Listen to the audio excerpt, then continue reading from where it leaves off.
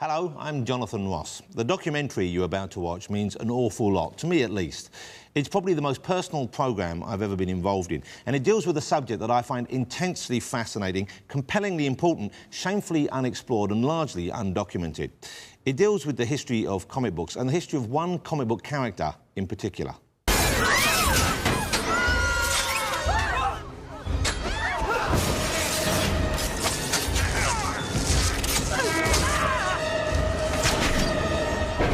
That's Spider-Man, of course. I have very little doubt that you have, at the very least, heard of him. He's very famous. Spider-Man is one of those handful of fictional creations who is instantly recognisable the world over. An entertainment brand worth billions of dollars to the company that owned him, but not, of course, to the men who created him back in the early 60s. In fact, of the two men most directly linked with the creation of Spider-Man, one of them receives hardly any credit at all, has accepted no money from the millions of dollars generated by the movies and the endless stream of merchandising that accompanies them, and lives a modest, intensely private life in New York City. He's never given an in-depth interview to anyone. He hasn't really spoken about the creation of his work ever. And yet his artistic talent and brilliant body of work have probably given me more pleasure in my life than any other person working in any of the entertainment industries. His name is Steve Ditko, and I'm going looking for him.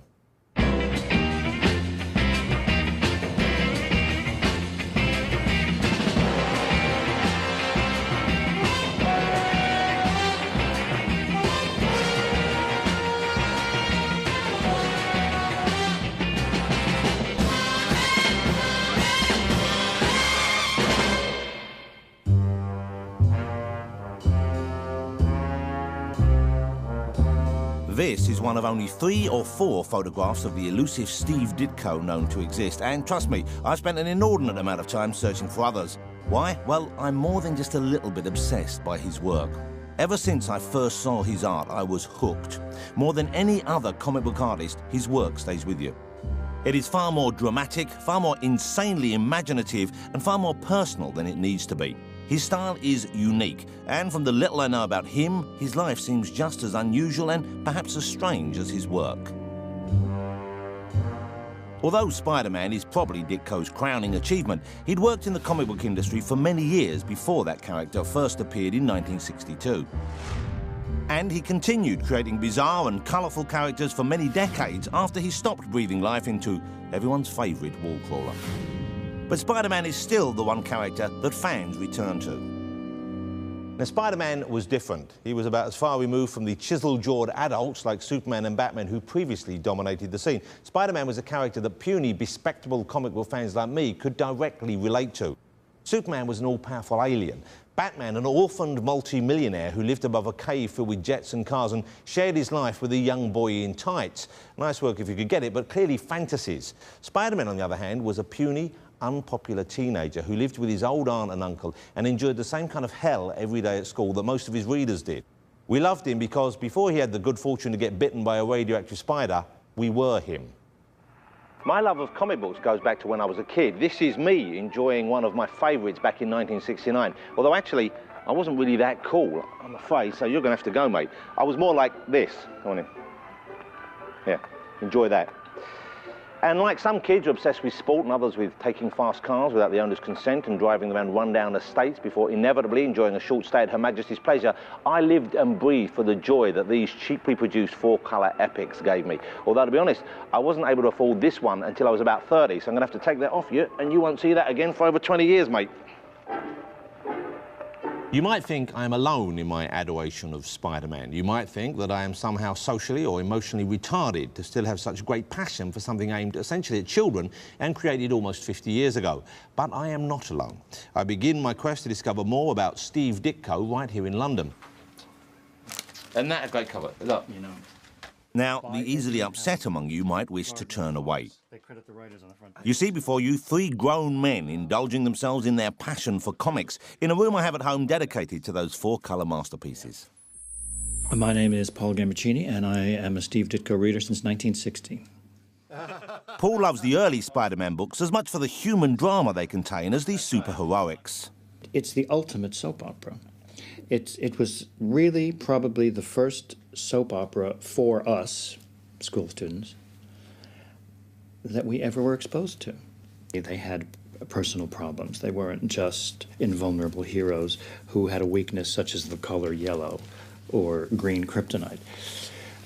These were characters whose problems were they loved an old woman who they had to support, Aunt May in this case. What made Ditko's Spider-Man so different was that these problems were the problems that the audience had.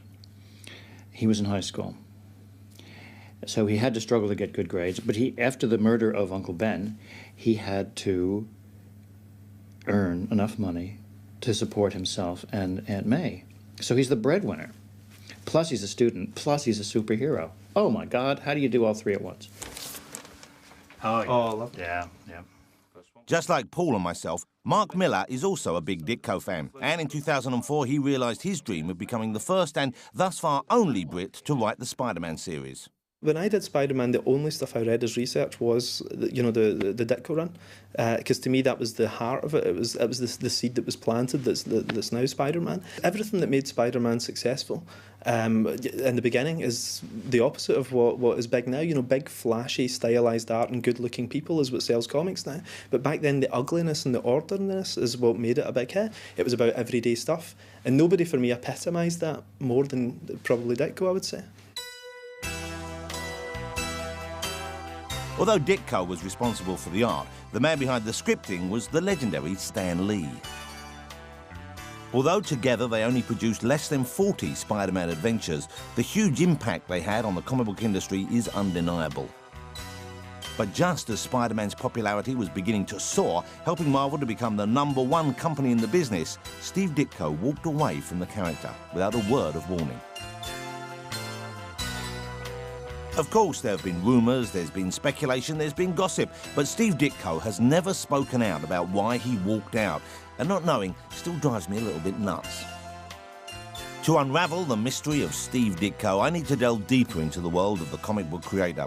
So I'm going to meet some of the most talented and opinionated people working in the comic book industry today, in the hope that they can offer me some insight.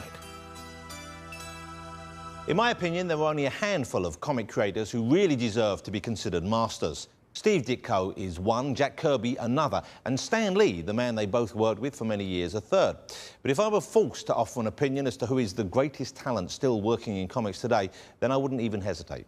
His name is Moore, Alan Moore, and like me, he's a Ditko fan. But unlike me, he chooses to live and work in Northampton. I've had my jabs. Northampton, here I come. Along with Frank Miller, Alan Moore is widely regarded as one of the saviours of the modern comic book. He released Watchmen in 1986, reinventing the graphic novel with its dark and twisted view of humanity. At Overston Park, Northampton, the Caravan Club holds its annual rally with hundreds of caravans from all over the country, and it's an ideal holiday for the kiddies. Now, I wonder what's behind that screen. My name is Alan Moore. I am a comic writer and magician living in Northampton. I probably first encountered Steve Ditko's work when I was 7 or 8. I probably wouldn't even have known that it was Steve Ditko at the time. There was a kind of elegance, a tormented elegance to the way that his characters stood, the way that they bent their hands. There was something even in the 9-panel page grids that he used to habitually use that brought a kind of claustrophobia, a kind of paranoia to the work. His characters always looked very highly strung. They always looked as if they were on the edge of some kind of revelation or breakdown. There was something a bit feverish about Steve Ditko, and I pursued my love of Ditko well into adulthood, and it became a kind of low-level addiction. And there was something about the way that Ditko handled a superhero in Spider-Man which made it a feature of the urban landscape. In Superman and Batman, buildings were just to be flown past. But as with Jack Kirby, Steve Ditko brought this quality to his cityscapes that had real character. It was a slightly paranoid and shadowy character, but that suited very much the kind of introspective, often melancholy mood of a lot of those early Spider-Man episodes.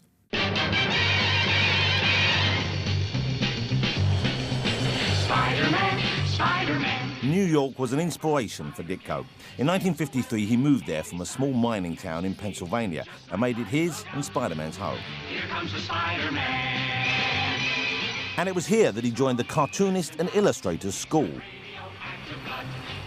I went uptown to meet his mentor and teacher, one of the true pioneers of the comic book industry, Jerry Robinson.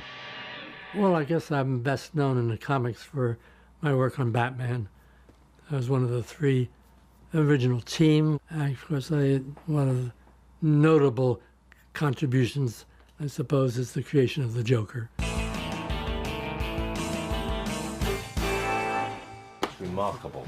I have some permanent. Here we have some of Jerry's covers here. Look at that. That's got to be the definitive. A lot of fans like that one best. I love this one. Of course, that's a classic image.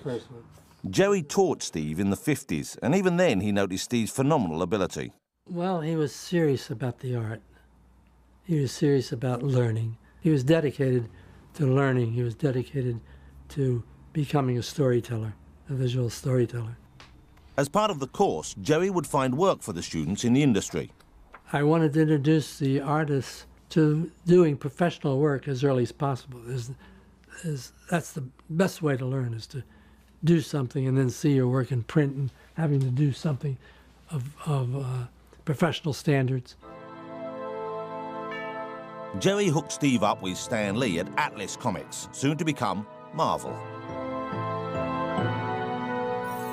Although Mr. Ditko hasn't worked full-time for any one comic book company for decades now, I felt my search wouldn't be complete unless I visited the home of his earliest triumphs, Marvel Comics in New York City, where there are still some who remember working with Steve in the early days.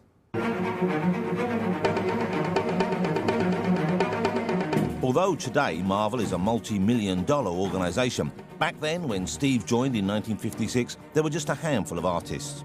Notable amongst them was the great Jack Kirby, widely accepted as the most influential comic book artist of all time.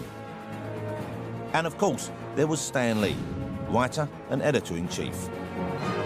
Apart from the comics, one of the few documents of that time is this rather strange record that Stan Lee made for the ever-growing Marvel readership.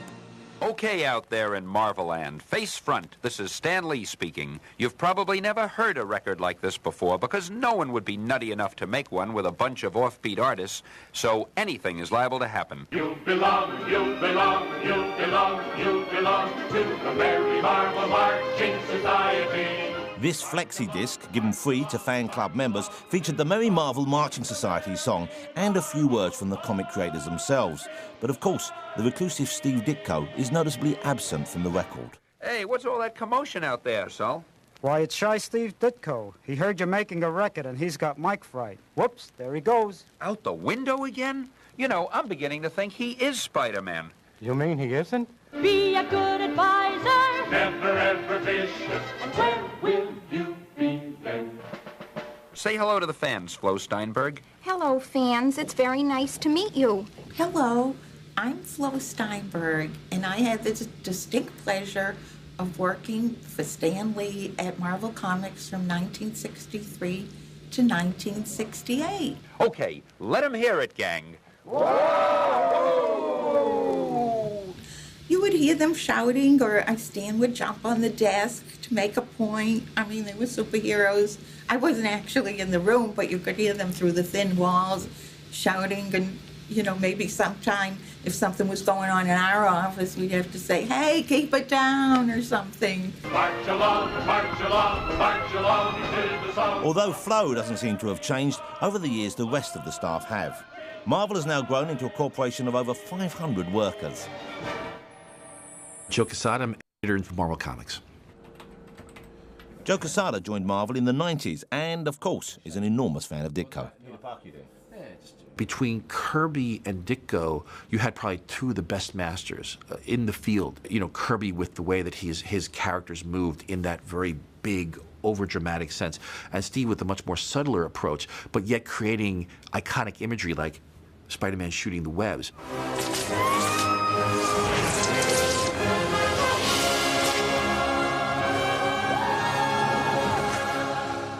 Steve was also creating costumes for characters that had never really been seen before. You know, at that point, it was all traditionally, hey, put the guy's underwear over the tights. It was sort of the strong man in the circus kind of costume. There's the belt with the buckle, their gloves, the boots, the whole thing, right?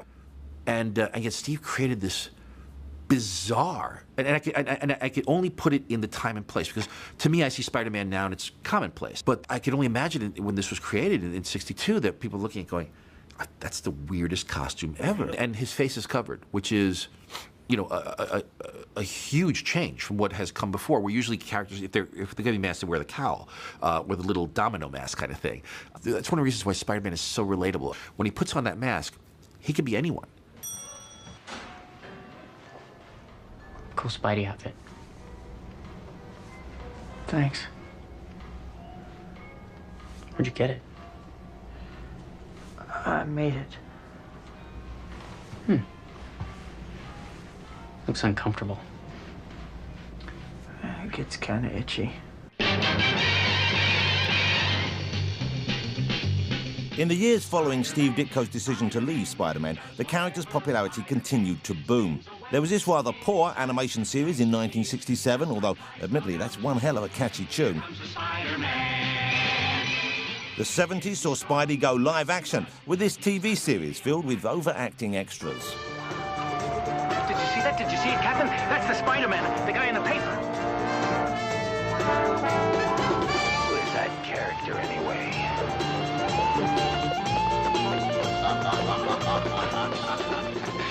And this rather brilliant oddity from Turkey shows a different side to Spider-Man, casting him as a ruthless, evil sadist.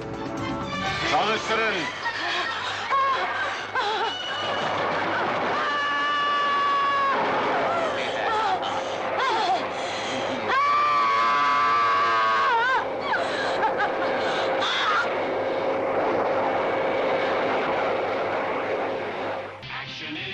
No two ways about it, Spider-Man is big business on a global scale. And it all stems from those early days back in the Marvel offices.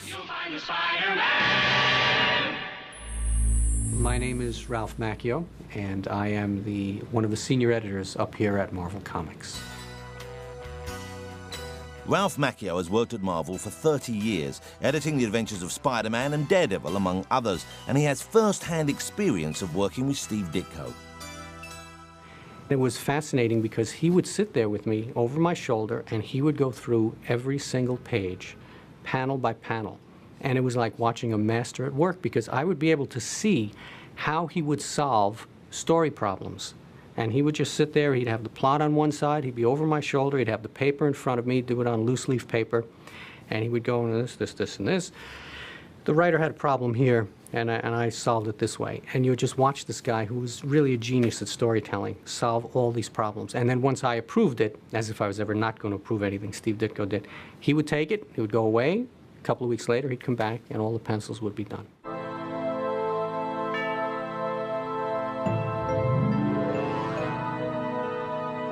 Although we've spoken almost exclusively about Spider-Man, there was another creation of Ditko's that was cleaning up with the fans.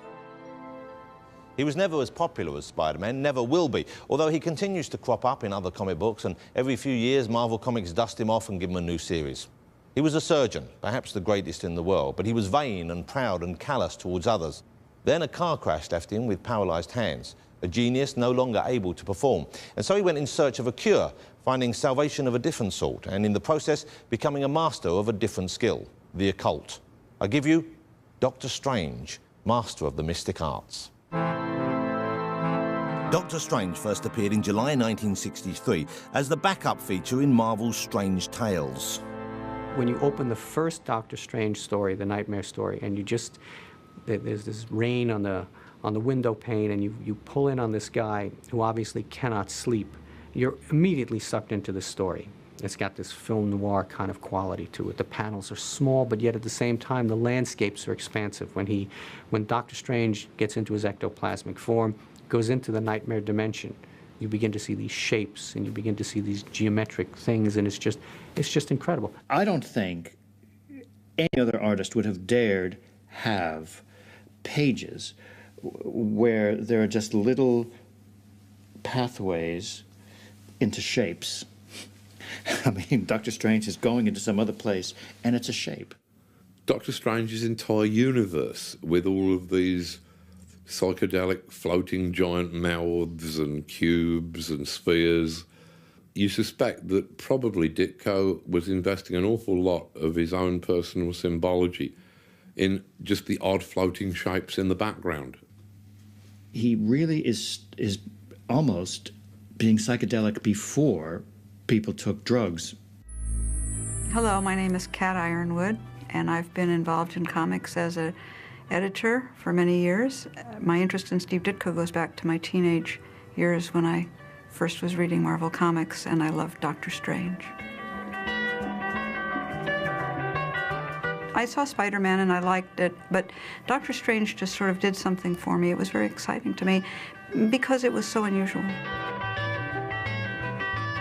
Me and my friends who were Ditko cultists, who were hippies, who used marijuana and psychotropics of various sorts, DMT, LSD, psilocybin, mescaline, peyote. We certainly believed that Steve Ditko was on drugs.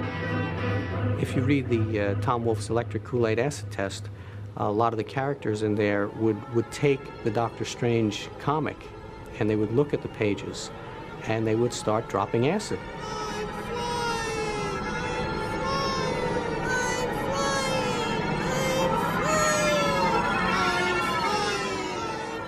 Very odd piece of work in that Steve Ditko, who was politically very conservative, was suddenly the idol of a whole generation of hippies who were reading some kind of drug parable into these colourful other dimensions that Doctor Strange was zipping through, all without ever leaving his Greenwich Village apartment. He would just be sitting there on the floor in a trance while imagining that he was battling the dread Dormammu in some kind of zone of the nether dimensions. I asked Steve about that. I said, Steve, you know, I know you're not into hallucinogens and all that. I said, where did that come from? He said it was just thought. He said, I just put a lot of thought into what another world would look like. And this is what came out of his head.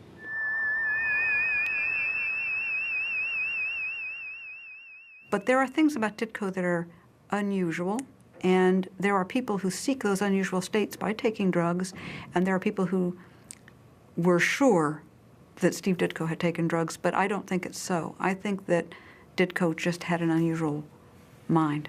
In the name of Rael, scourge of demons, I command you, begone.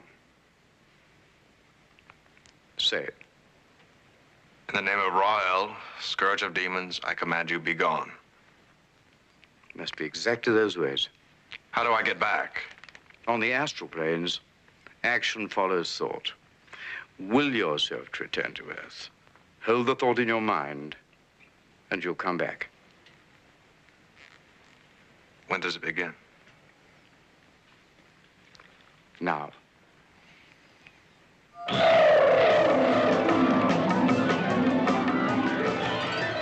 If Ditko wasn't on drugs when he created Doctor Strange in the 1960s, then it's hard to believe that the people who tried to bring him to the small screen in this 1970s TV pilot weren't on something. There was a Doctor Strange pilot. I don't know if you ever saw that. You know, I've seen still pictures of it. And based on the still pictures, I could see why it probably didn't work. It's not a terribly good, it's not a terribly thrilling viewing experience. So with Doctor Strange a genuine cult hit and Spider-Man going from strength to strength, it's clear that Steve Ditko was at the height of his powers, and his partnership with Stan Lee was a huge commercial success.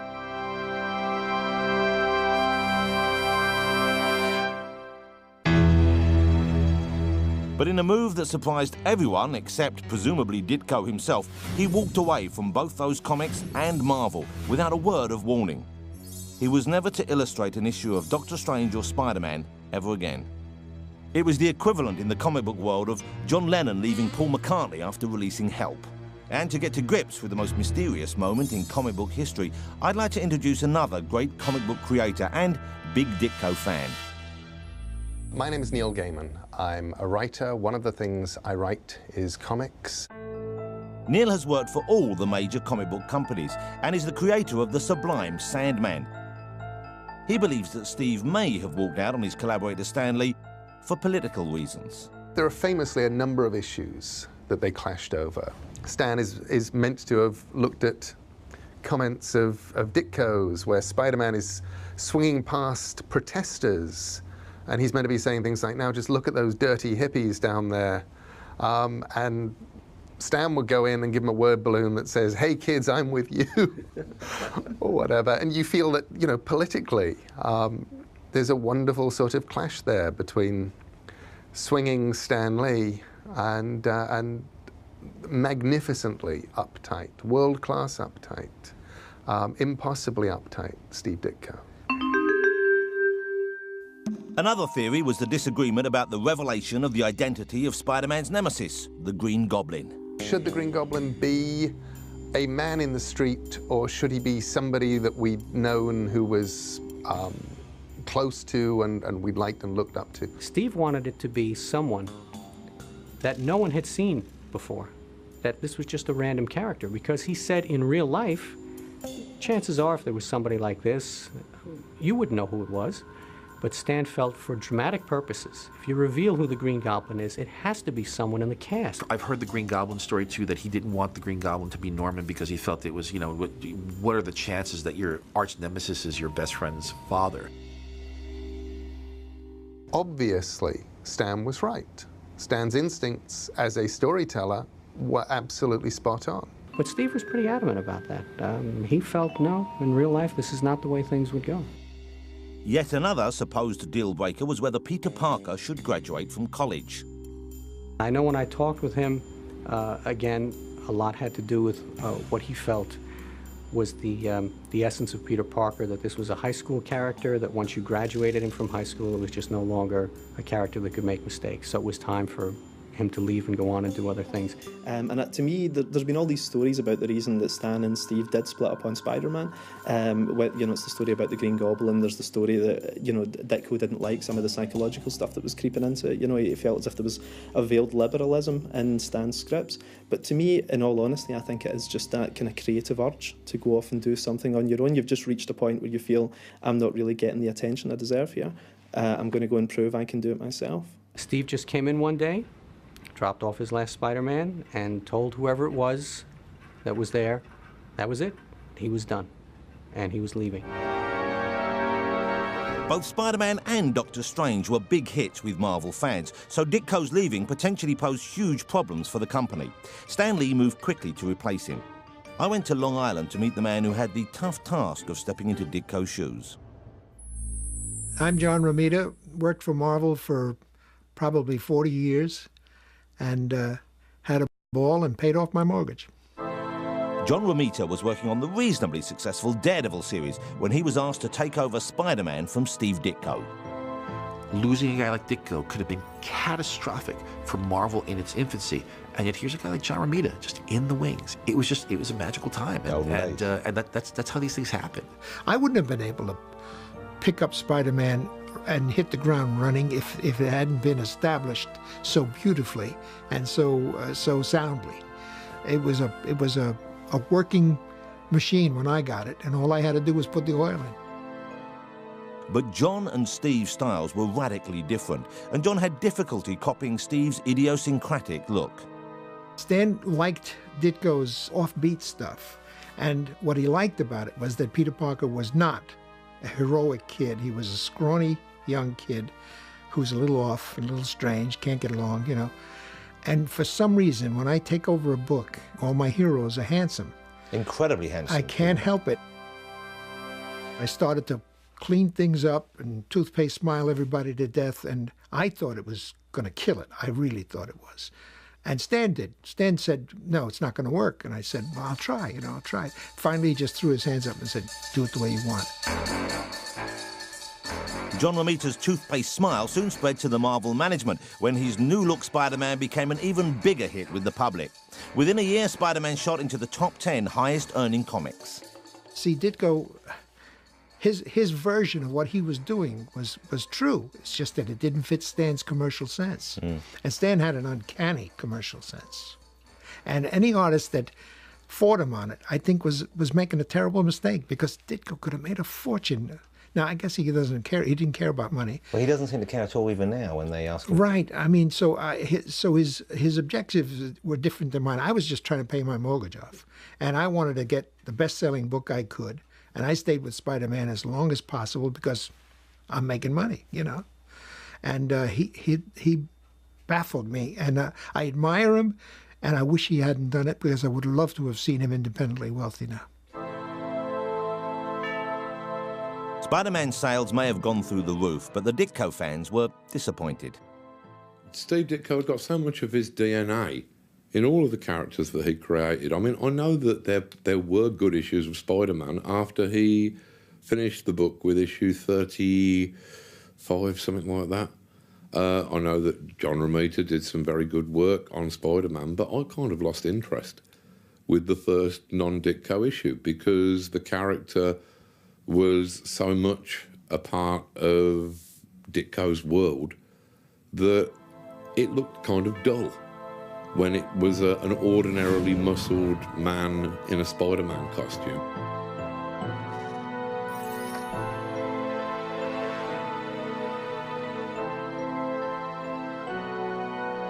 Although he left Marvel, he didn't, of course, leave the world of comics. First, he went to a company called Charlton, based in Connecticut, who never enjoyed the success of the big companies and paid considerably less, but rather tellingly had a reputation for letting artists and writers do more or less what they wanted without editorial intervention. And it was at Charlton that he created a bizarre character who, I believe, gave us our first glimpse of Ditko's peculiar worldview, the Question. The Question was a detective named Vic Sage, whose only real powers were his unwavering moral compass and his intelligence. Donning a featureless mask, he would release a special gas that turned him into the Question, ready to fight crime in any way necessary. You can start to see the weirdness in the books after Spider-Man and Doctor Strange, the immediate late 60s books, the Charlton characters, the Question. There's a lot of didacticism in that character. There was something about Ditko's characters where I began to wonder whether they had come to him in dreams. There was something so odd about them that they looked like the kind of almost nonsensical characters that you might see the name of or the image of in a dream and jot it down when you woke up. But the Question, with his uncompromising take on law and order, comes across like a limp-wristed liberal when compared to Ditko's most extreme creation, Mr. A. Ditko created Mr. A for an independent comic publisher called Wits End. Mr. A was a radical, no-nonsense vigilante who had a very low tolerance of anyone who infringed the rights of the individual and would mete out severe punishments to those who foolishly strayed into the quicksand of moral ambiguity. Anybody who'd even committed the merest of crimes was wandering into this poisonous grey area. They were tainted, and they could only expect the kind of terrible punishment that his Mr. A was likely to mete out to them. Mr. A's world was one of black and white, right and wrong, good and evil. And it's clear that those ideas were influenced by Ditko's interest in the work of this woman, Ayn Rand. You see, my main interest and purpose, both in literature and in philosophy, is to define and present the image of an ideal man. Ayn Rand enjoyed a surge of popularity in the US after releasing her philosophical novels, The Fountainhead and Atlas Shrugged. Both works of fiction, they expressed Ayn Rand's theories of individualism. She believed man's ultimate goal was personal fulfillment through a rational code of morality, a worldview that she referred to as objectivism. Steve was profoundly influenced by objectivism and used his art to spread the word in the form of Mr. A. Mr. A's black and white card symbolizes the law of identity. It identifies the two moral potentials possible, the good and the evil, and by one's chosen action, the best or the worst potential can be actualized. The card is also a symbol of justice. For Ayn Rand, justice is objectively identifying a thing for what it is and treating it accordingly. No one gets the unearned. The innocent is not penalized, the guilty is not rewarded. You know, Steve Ditko obviously would like me to read these and see the light and step into the light and become an objectivist and become an Ayn Randian philosopher like what he is. And instead, I wind up reading them as something closer to classic American outsider art. They move more into the realm of just sheer beautiful, wonderful, straight from the heart American barking madness than I think, and that's the level on which I appreciate them. They don't even pretend to be stories. There is good, there is evil, there is no grey area. One of the stories that I remember hearing, I think from Marv Wolfman, about Steve Ditko was him going to visit Steve Ditko when I think Steve was living above a thrift store somewhere in New York, and they'd had a pleasant conversation, and before Marv Wolfman left, Steve Ditko said, I just want to show you something. And he took a little white, empty calling card and took a magic marker, drew a line down the middle, and shaded one half of the card in black and said, there is white and there is black and there is nothing in between.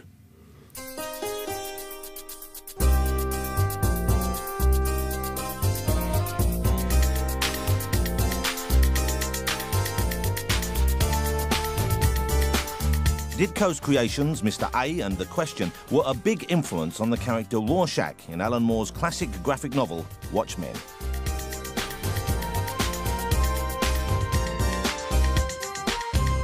The most unpleasant right-wing character is Rorschach. He almost ends up as the hero of the book. He's certainly the character who seems to have the most ferocious integrity. Even if his politics are completely mad, he has this ferocious moral integrity that has made him one of the most popular characters in the book.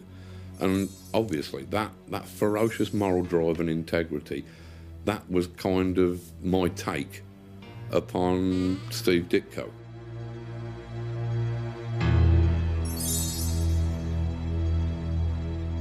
Somebody had been interviewing Ditko and had said, have you ever heard of this book, Watchmen? And he said, what's that? And they said, well, it's got this character in called Rorschach. And he said, oh, yes, Rorschach. He's like Mr. A, except he's insane. Most of Ditko's fans found the character of Mr. A tad extreme, and I suspect that many were shocked to realise that Ditko's politics were somewhat different to their own. Kids, meaning teenagers, college students, who were eating up Marvel Comics at that time, did not want to be told, you can either do it the right way or you're wrong. Young people don't like to be told that they're wrong, and Steve was being too stern for them, and he lost them. And he never got it back.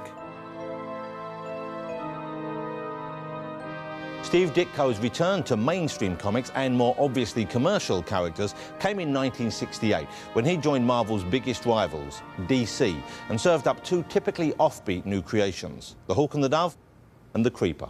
The Hawk and the Dove seems to be an attempt by Steve to dramatise the two opposing sides of the debate over the Vietnam War.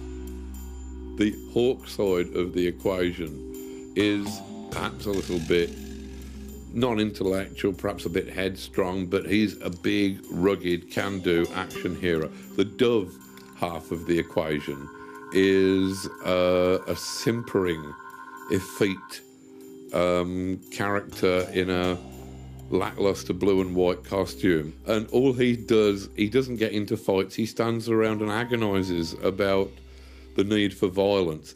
It was obvious where Ditko's sympathies lied in the equation. He then baffled everyone with a creation known as the Creeper, a superhero with strange powers. Basically, the only thing that the Creeper had going for him was his freakishness. He just used to sort of jump around in a yellow and green and red garish costume laughing. And this seemed to be his major superpower, that he could laugh at will. While other publishers allowed Steve to create odder and odder characters in the hope that he would lay another golden egg, Marvel went on to enjoy monumental success on the back of Spider-Man, not only from the comics, but more importantly, the licensing of films, games and toys. Doctor Strange, look, you see, and even there, even after this time, in the background there, that Marvel Masterwork pin-up is a Steve Ditko. So this is a toy now in the year 2007. Maybe this was from 2 years ago or something. And it's a clearly Ditko influenced design and artwork. And look, does he get his name on anywhere? No. That's not fair. More often than not, the writer, in the case of both Spider-Man and Doctor Strange, that writer was Stan Lee, who was also Marvel Comics editor-in-chief at the time, received more or less full credit for the characters. But recently, fans have come to realise that things weren't that simple. If his only contribution to Spider-Man's world had been the costume, then Ditko deserved a credit, but it was much more than that. In fact, in the case of Doctor Strange, it was everything. There does exist a hardcover anthology of Steve Ditko called Marvel Visionaries Steve Ditko, and in the introduction it prints a postcard that Stan Lee had sent me, which I gave to the comic reader, saying that we've got a 5-page filler coming up in Strange Tales. Nothing great, but we might be able to do something with him. It's by Steve Ditko. It's called Doctor Strange. 'Twas his idea. 'Twas Steve's idea. That's a quote. And Marvel have even printed it. So we now know for sure that was Steve's idea. I mean, Steve Ditko, as far as I understood it, has lived in some very reduced circumstances throughout his life. When Marvel have been raking in money hand over fist with characters that he created or co-created, but which essentially, in my heart, were Steve Ditko creations.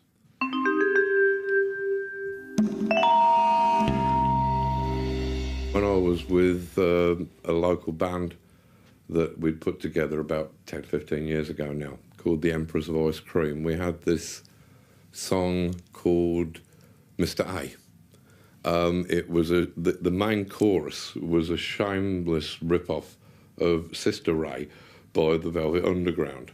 But the verses, I thought they were quite memorable. Would you like me to give you would we? A performance, Come Jonathan? on, let's have this. This is gold. He had one room above a thrift store. He had a trunk of books by Ayn Rand.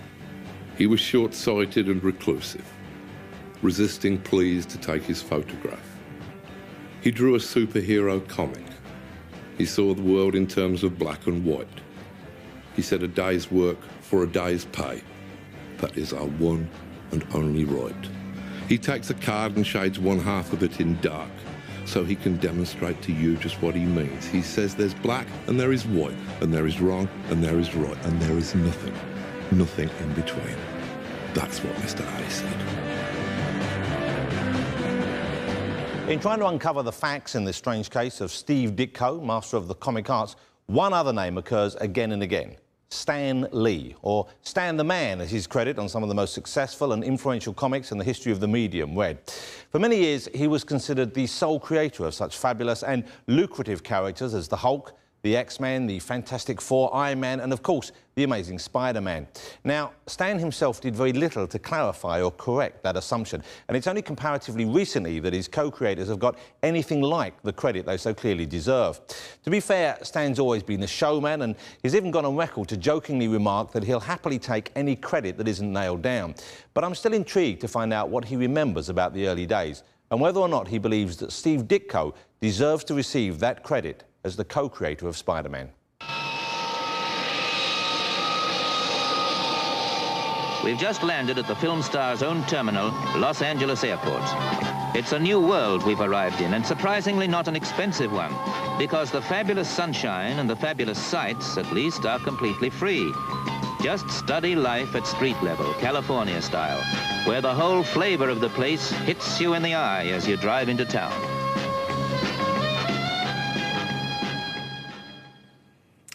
Hi, my name is Stan Lee, and I was the head writer, editor, and art director at Marvel Comics for many years. I thought up the Fantastic Four, and it did well. So we did another book called The Hulk, and then we did Spider-Man and the X-Men, and on and on. And, of course, on the seventh day, I rested. Now, it would be easy to make Stan Lee out to be the villain of the piece, but I can't bring myself to do that, not least because it would be unfair. He co-created all of these characters. He wrote some of the greatest Marvel comic books of all time, and the fact that he takes the credit for doing so is absolutely right. I just wish that he would share it out with the guys he worked with a little more. Steve and I worked beautifully together. I think, as far as I was concerned, he was the perfect collaborator. His artwork was superb. His story sense was brilliant. His continuity, he drew things you thought you were watching a motion picture from panel to panel. I mean, he was a joy and a delight to work with. I was heartbroken when Steve finally stopped working with us. In the very beginning, I would come up with a rather detailed plot, tell Steve what it was. He would draw the strip any way he wanted. I didn't give him a complete script. He'd add a lot of things that I hadn't even thought of. And then I would get the pages of artwork, and I would put in the dialogue, trying to give everything and everyone the personality that I wanted them to have. As we moved along, I saw that Steve was so good at story that little by little, I had him come up with most of the plots. I would only say to him something like, hey, let's use Sandman as the next villain, and let's have Sandman try to kidnap Mary Jane, or whatever it was. I might not say any more than that, and he would do the story, give it to me, and then I would try to hold everything together with my dialogue and captions. Again, after a while, I wouldn't even say that much to Steve. He would just go and do whatever story he wanted, bring me the artwork. It was like doing a crossword puzzle. I'd get the artwork. It was all something I hadn't seen before. I didn't know what to expect, but it was up to me now to put the words and captions and sound effects and whatever in and make it seem like a cohesive whole. In the past, Stan Lee has often been referred to as the sole creator of Spider-Man, something that has upset the publicity-shy Steve Ditko. He had complained to me a number of times when there were articles written about Spider-Man which called me the creator of Spider-Man. And I had always thought I was, because I'm the guy who said, I have an idea for a strip called Spider-Man, and so forth. Steve obviously felt differently, and in 1999, in a small fanzine, he depicted the two sides of the story as he saw it. This is his only known response to the claims that Spider-Man was solely Stan Lee's creation.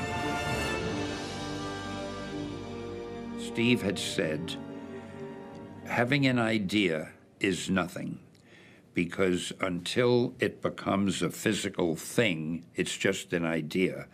And he said it took him to draw the strip and to give it life, so to speak, or to make it actually something tangible.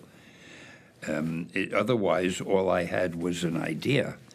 So I said to him, well, I think the person with the idea is the person who creates it. And he said, no, because I drew it. Anyway, Steve definitely felt that he was the co-creator of Spider-Man. And that was really, after he said it, and I saw it meant a lot to him, that was fine with me. So I said, fine, I'll tell everybody you're the co-creator. That didn't quite satisfy him, so I sent him a letter. I put it in writing. To whom it may concern, this is to state that I consider Steve Ditko to be the co-creator of Spider-Man, along with me. Something like that. And I sent it to him, and I said, you can show this to anybody you want to. And I found out that Steve still objected to that because he felt I used the word consider. I consider Steve to be the co-creator. Apparently, he felt that wasn't definite enough. So at that point, I gave up. I mean, we just, I haven't spoken to him or heard from him since, I don't think. But do you yourself believe that he co-created it? I'm willing to say so. That's not what I'm asking you, Steve. No, and that's the best answer I can give you. So it's a no then, really? Pardon me? So it's a no then? No, I really think the guy who dreams the thing up created it. You dream it up and then you give it to anybody to draw it. I mean... But if it had been drawn differently, it might not have been successful or a hit, I suppose. Yeah, but then I would have had created something that didn't succeed. Valid point.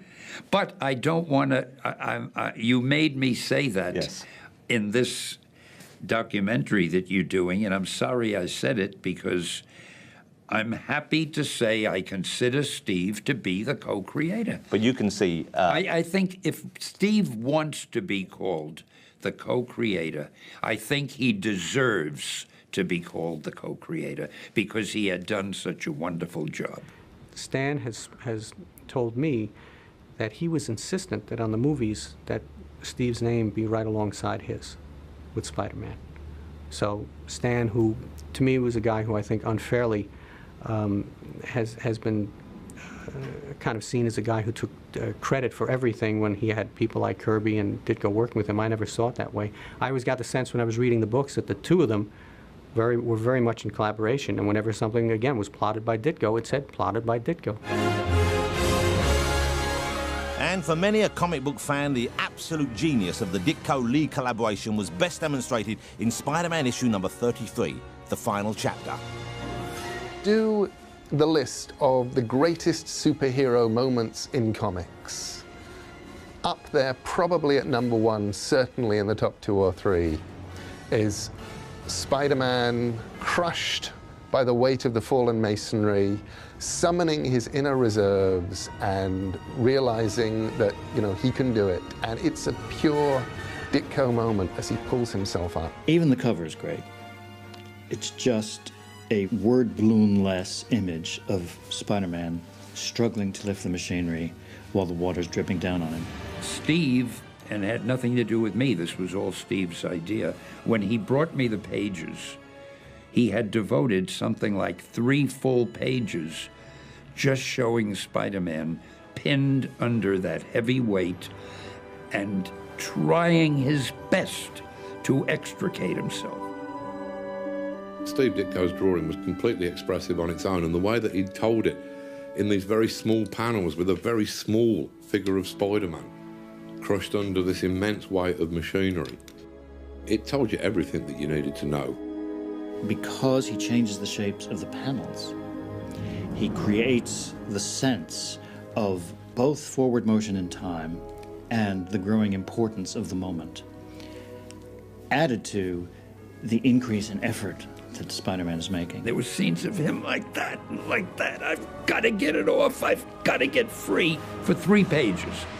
That sequence made it kind of obvious that it was mainly the visual dynamics that were powering the scene. Yes, Stan Lee was putting balloons in that said, oh, I must try harder, no use, can't do it, and things like that.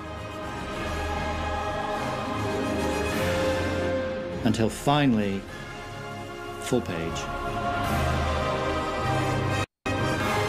he lifts the machine off. It's so brilliant a use of the medium.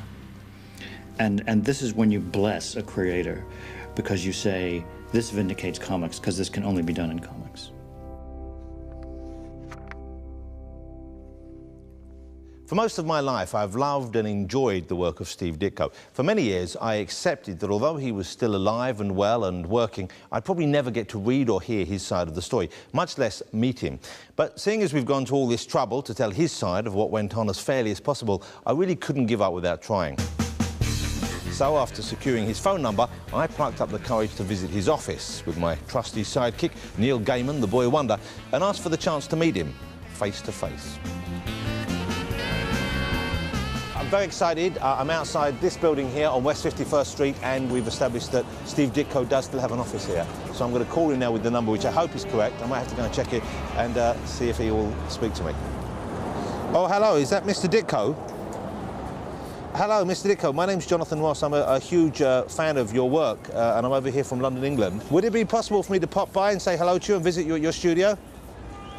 No? I couldn't entice you in any way whatsoever. There's no way I could entice you. Just to grasp you manfully by the hand and thank you for the many years of pleasure. Okay. Steve, I just wanted to say hello and thank you so much. Okay. Take care, Steve. Bye-bye. Just spoke to Steve Ditko. Essentially told me to fuck off. But in the most polite and firm manner I've ever encountered. Okay, shall we go and knock on his door? Do you want to? Yeah, well, not with the crew, but let's go up there and just see. Let's do it. Okay. Okay. Me and Neil are now going to go and upset him, but we've got to do it, haven't we, Neil? How's it feel, Neil? I feel I am Robin to his Batman. I'm Speedy to his Green Arrow. I am Etta Candy to his Wonder Woman. I think we have to do this. Etta Candy's an unusual reference point. Okay, see you guys. What should we do? Should we meet you down there in 10 minutes?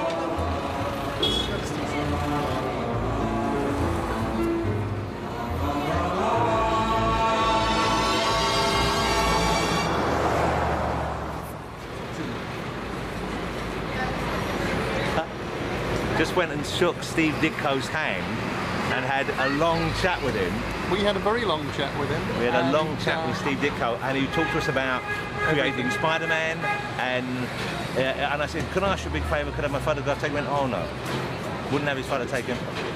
He was so sweet, wasn't he? He was just the loveliest man. We tried to put our head into his room, but he was great. He gave us comics.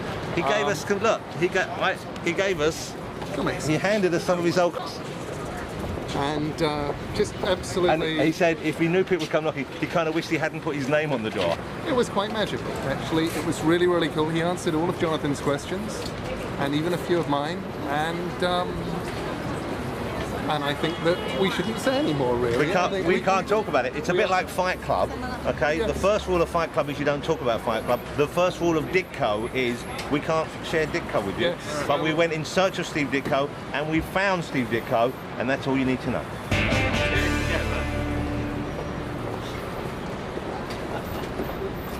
Steve Ditko was an original voice, both in his drawing style and in his writing and his politics. And I would say that today's audiences, if they're going to see things like the Spider-Man films, they should be painfully aware throughout every moment of the film that this is a character that was created by this extraordinary artist, Steve Ditko.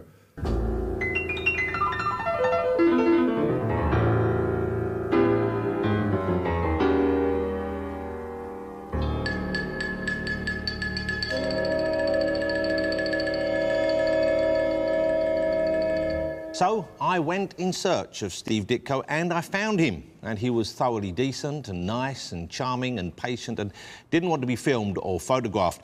And although you might feel a little bit let down, I'm afraid that's tough. I'd rather respect the wishes of a reclusive 80-year-old genius than bow to the basic instincts of my beloved audience. If it is any consolation, I can tell you that I phoned Steve, we're on first name terms now, of course, and asked him if I could interview him for this show, and of course, he said no. But in the course of that conversation, I told him just how much his work had meant to me and his thousands of other fans out there, and he seemed genuinely pleased. So it was all worthwhile, he asked. Yes, Steve, I said, it was all worthwhile.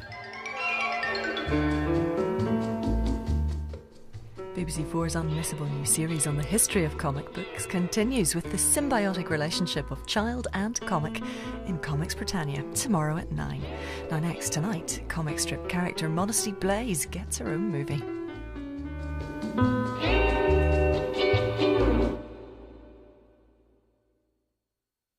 News podcasts, Radio Week, coming in October.